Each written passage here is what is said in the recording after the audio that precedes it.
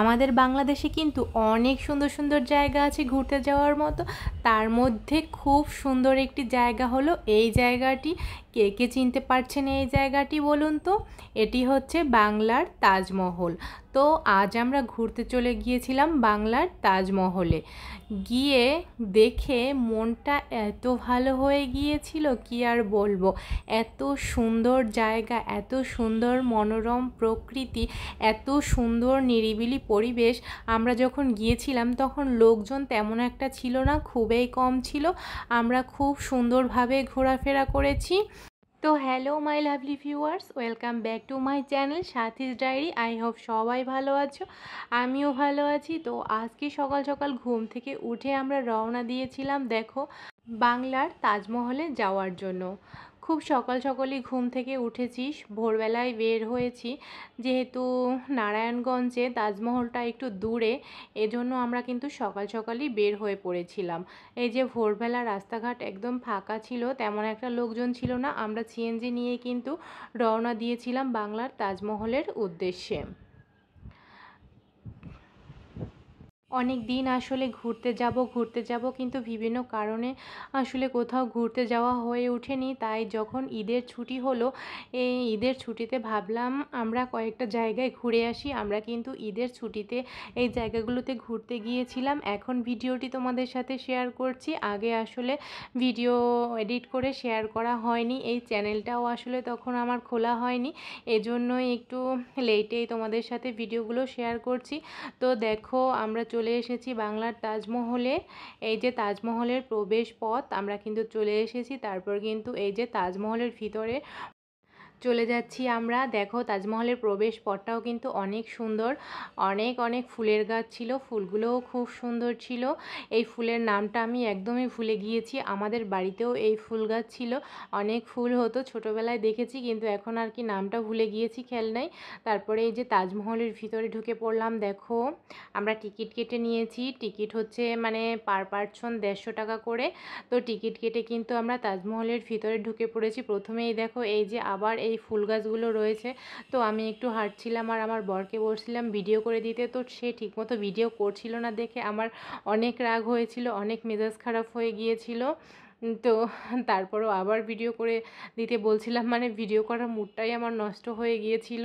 হ্যাঁ, এজন্য এরকম অবস্থা, সে ঠিকঠাক মতো ভিডিও করে দিচ্ছিল না।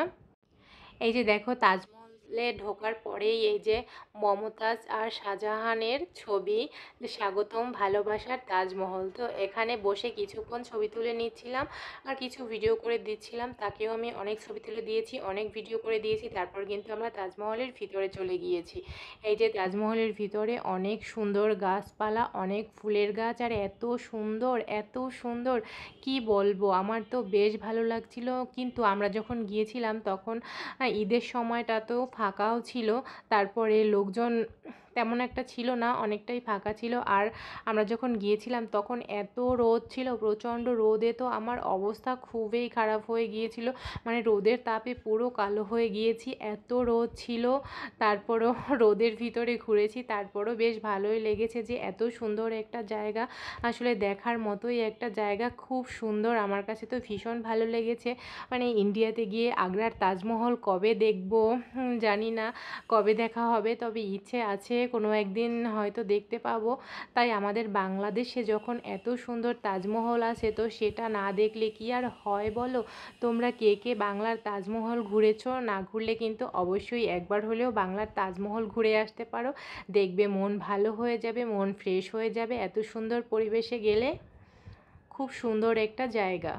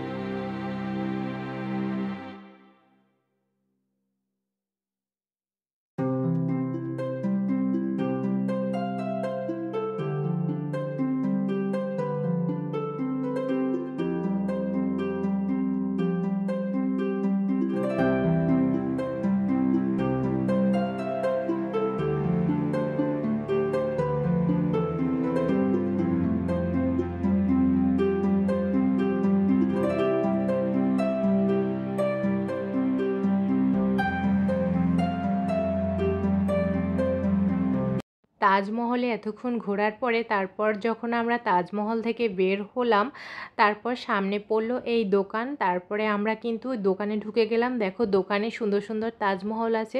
তাই ভাবলাম যখন তাজমহলে এসেছি একটা তাজমহল কি আর না কিনলে হয়, তাই ভাবলাম একটা তাজমহল কিনে নিয়ে যাই। তারপরে কিন্তু এই তাজমহলটাই কিনে নিলাম। আরও ছিল কত জিনিস, এই যে চাদর ছিল, পাঞ্জাবি ছিল, শাড়ি ছিল, অনেক কিছুই ছিল দোকানটায়, অনেক সুন্দর সুন্দর জিনিস ছিল। তারপর এখান থেকে আরও কয়েকটা চাদর নিয়েছি, শাড়ি নিয়েছি, 3 পিস নিয়েছি। তো এগুলোই উনি আমাদের প্যাকেট করে দিয়েছিল। তারপরে এখান থেকে চলে এসেছি। তো টাটা সবাইকে আজকের মতো।